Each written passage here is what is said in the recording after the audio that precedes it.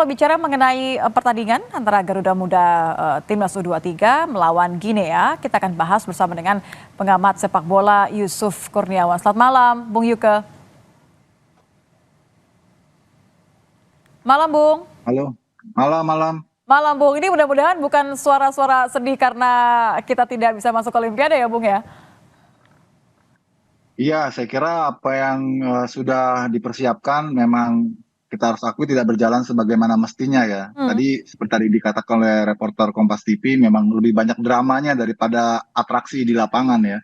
Terutama dari kubu Guinea yang benar-benar memanfaatkan waktu yang ada untuk mereka membuang-buang percuma begitu ya. Sementara dari sisi kita sendiri memang sepertinya anti klimaks ya, anti klimaks kalau kita lihat para pemain tidak greget seperti ketika Piala Asia U23 kemarin ya, Mhm. determinasi, terus kemudian kengototan, intensitas gitu ya. Tadi mereka benar-benar berada di bawah bayang-bayang physical game yang diterapkan oleh Guinea ya. Karena Guinea ini sebenarnya nggak istimewa ya. Kalau kita lihat mereka kesulitan juga untuk bisa menembus pertahanan kita kecuali lewat titik putih. Mhm. Selebihnya mereka lebih banyak mengandalkan fisik, mengandalkan postur ya. Tidak ada permainan cantik gitu ya. Tidak ada permainan yang membahayakan sebenarnya kecuali aksi-aksi individu mereka aja. Kitanya yang memang tadi tidak kelihatan ya, tidak keluar ya performa. Karena beberapa pemain saya lihat memang di bawah permainan terbaiknya ya seperti Justin apa Ivar Jenner, kemudian juga Nathan Choaon ya walaupun belakangan Nathan sempat memberikan beberapa kali penyelamatan gitu tapi secara umum memang pemain-pemain diaspora kita ini tidak bermain optimal gitu ya, termasuk Menurut Anda tidak bermain baik. optimalnya ini karena memang terbawa dengan strategi mental yang digunakan oleh pemain Guinea, begitu kan karena mereka banyak main diving, tapi atau karena mereka sebenarnya memang sudah lelah dari segi fisik atau juga karena terakhir kebobolan 1-0 akhirnya menjadi tidak maksimal? Ya, saya kira kombinasi karena ini rangkaian yang cukup panjang dan melelahkan buat mereka ya sejak persiapan menuju Piala Asia U23 di Piala Asia U23 sendiri yang penuh dengan permainan yang intens gitu ya, menguras tenaga, mental, psikis gitu ya. Sehingga klimaks mereka itu memang boleh dibilang sedang turun ya saat ini ya. Karena kalau kita mau jujur, peak performance mereka ya kemarin lawan Korea ya. Setelah itu mereka turun. Nah, ini yang kelihatan tadi sehingga chemistry mereka tidak lagi bisa didukung oleh level fitness mereka gitu. Dan juga absennya beberapa pemain ini juga ikut Mempengaruhi mempengaruhi ya? irama ya karena tanpa Rizky Ridho, tanpa Justin Hubner tentu chemistry para pemain itu tidak sama ya seperti ketika mereka ada gitu. Memang kehadiran Dewangga gitu ya sedikit untuk bisa menutupi kekurangan di pertahanan tapi tidak bisa secara penuh untuk membantu mempush up performa para pemain kita gitu. Mhm. Anda melihat bahwa tadi kesalahan yang dilakukan Lewitan ini cukup krusial karena berbuah gol tentu saja, tapi bagaimana sejauh mana mempengaruhi artinya permainan Garuda Muda sampai akhir? Sebenarnya ya memang itu tadi penaltinya ada sentuhan ya yang dilakukan oleh Witan ya. Tapi sebetulnya bukan karena itu kita kemudian menjadi kalah ya, tapi karena permainan kita sendiri yang secara umum tidak seperti ketika menghadapi Jordan atau menghadapi Korea misalnya gitu ya. Mhm. Bahkan mendekati melawan Irak pun juga enggak juga gitu ya. Memang kita ini seperti serba salah ya, karena passing-passing kita juga mudah diintercept. Kalau duel satu lawan satu kita selalu kalah. Jadi kita kecepatan untuk permainan passing game itu seperti yang sebelumnya kita lihat itu tadi nggak kelihatan gitu. Nggak Saya muncul nggak ya? tahu apa gitu ya, nggak muncul. Pasti faktornya banyak ya, persoalan dari lawan, tipikal lawan yang juga berbeda. Kemudian periodisasi mereka juga sudah dalam fase turun ya, sehingga tidak bisa optimal karena keletihan mental dan fisik juga ya. Kemudian absennya beberapa pemain bintang kita juga ikut mempengaruhi dinamisasi permainan itu sendiri gitu. Jadi Mhm. ini kombinasi lah menurut saya sih. Bagaimana dengan faktor wasit ini kalau di media sosial ramai kemudian ya netizen rame-rame merasa emosi, ikutan merasa apa yang dilakukan oleh Shin Taeyong juga nampaknya. Iya, memang kita tadi berharap ada beberapa decision gitu yang bisa di-call oleh VAR ya. Saya tidak tahu, tidak ada sama sekali review dari VAR ya, apakah VAR ini ada atau tidak. Tapi sebelumnya kan kita dengar tetap digunakan VAR ya, tapi tadi tidak pernah ada apa namanya review on field gitu ya. Jadi Ya, kita menduga-duga apakah ini ada atau enggak gitu. Termasuk yang penalti kedua yang diberikan kepada Ginian terhadap pelanggaran yang apa kemudian namanya dinyatakan Dewangga itu kan, gagal ya, batal gol yang ya. kemudian gagal itu kan sebenarnya kalau kita lihat itu Dewangga melakukan sliding mengenai bola dulu gitu ya. Tapi itu tidak ada review on field gitu. Itu yang ya wajar sih kalau memacu memacu marah ya para warganet karena memang situasi kita saat itu sedang sedang butuh gol untuk menyamakan kedudukan gitu. Oke, sebenarnya kan dari awal ketika kehilangan kesempatan pertama masuk ke final, kemudian juga akhirnya harus melawan Irak, sampai akhirnya berhadapan dengan Guinea, lawan dari Afrika, banyak yang mengatakan bahwa mental nampaknya memang akan diuji ketika bermain melawan tim dari Afrika, Guinea. Anda melihat bahwa ini memang akhirnya yang terjadi di lapangan? Iya, memang ada pengaruhnya ya. Secara mental para pemain memang tidak sama ya antusiasnya ataupun juga kepercayaan dirinya seperti sebelum-sebelumnya. Karena ini kan rangkaian tadi saya katakan panjang ya. Mereka juga ada fase menukik juga ya, karena peaknya sudah lewat sebetulnya.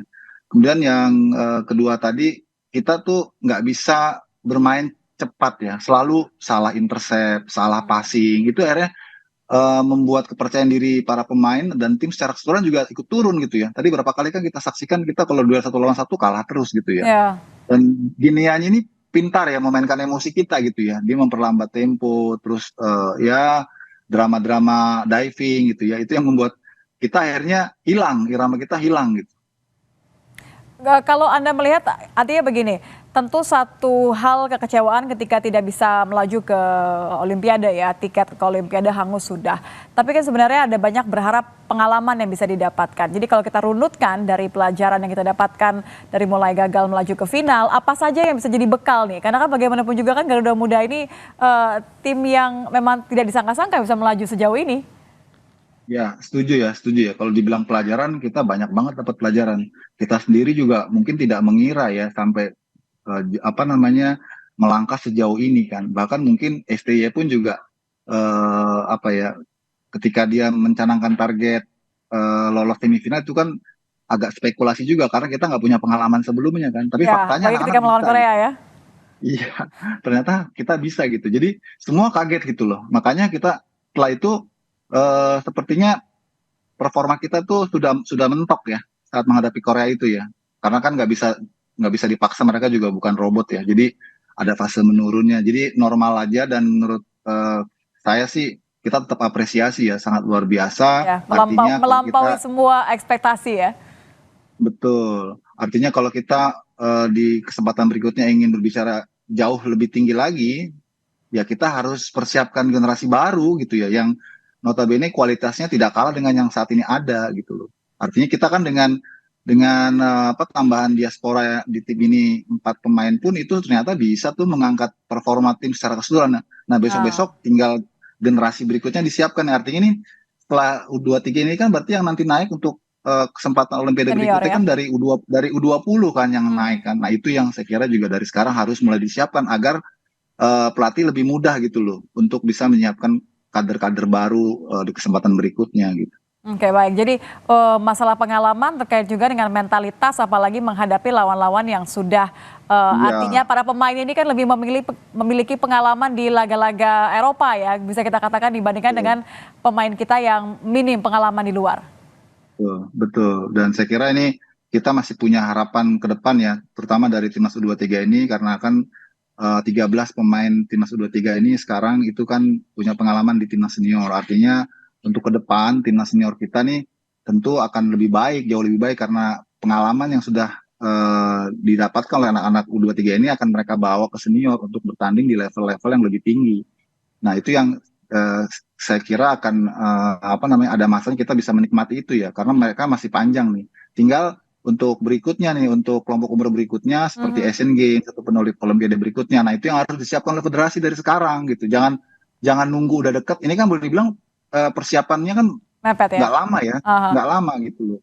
Nah, proses naturalisasinya juga cepat sekali ya dalam 1 tahun terakhir ini kan. Bayangkan kalau kita persiapkannya lebih jauh lebih dari itu, saya kira hasilnya bisa lebih menjanjikan. Betul. Saya sepakat ketika ada sesuatu yang baik, jangan mengandalkan kepada keberuntungan yang ada begitu ya. selalu tim-tim yang bisa melaju sampai akhir itu karena mereka sudah mempersiapkan dengan lebih baik. Artinya kalau apa yang sudah berhasil dilakukan sekarang, yang menurut Anda ini harus tetap dilakukan, poin-poinnya apa saja, Bung UK?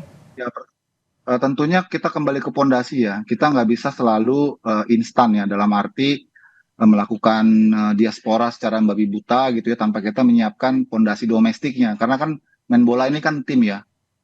Main bola ini unit gitu loh. Jadi harus ada keseimbangan ya antara pemain-pemain hasil kompetisi domestik dengan pemain-pemain diaspora yang punya pengalaman internasional di Eropa, itu dikombin. Dan sekarang contohnya kita bisa tuh buktikan gitu ya, dengan kombinasi ini kita menghasilkan timnas yang bagus.